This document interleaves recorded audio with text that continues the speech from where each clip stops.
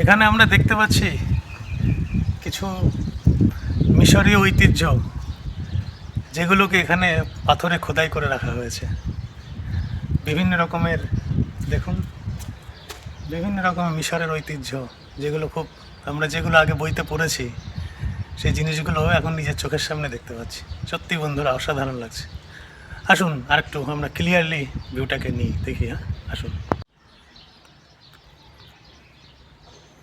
সেই মিশরীয় সভ্যতার বিভিন্ন শিল্পকর্ম এখানে খোদাই করে তুলে ধরা হয়েছে। বন্ধুরা, আপনারা দেখুন এবং উপভোগ করুন, এবং যদি ভালো লাগে তাহলে একটা লাইক অবশ্যই করবেন।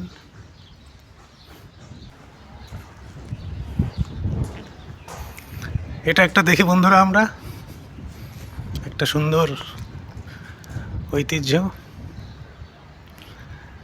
সত্যিই ভালো লাগছে মিশরে এসে তাদের সেই পুরানো ঐতিহ্যটাকে নিজের চোখের সামনে দেখছি। একটা অসাধারণ অনুভূতি।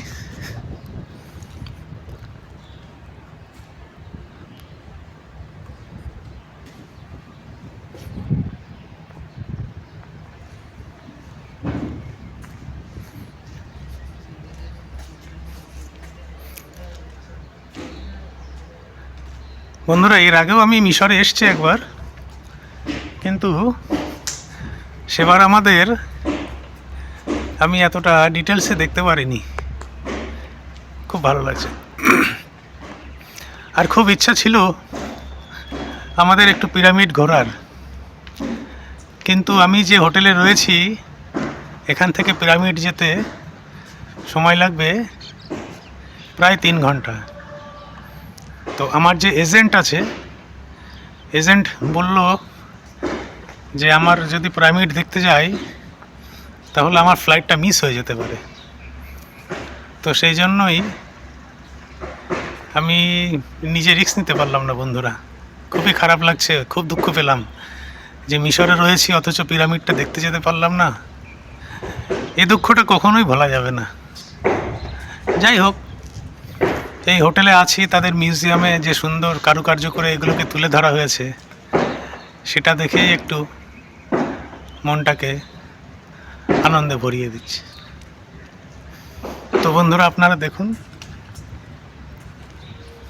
এবং উপভোগ করুন।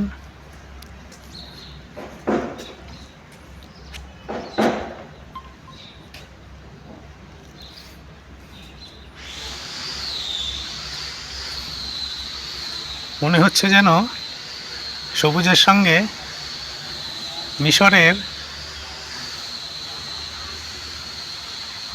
একটা সুন্দর সৌন্দর্যকে তুলে ধরা হয়েছে। মিশরীয় ইতিহাস তো অনেক পুরানো ইতিহাস।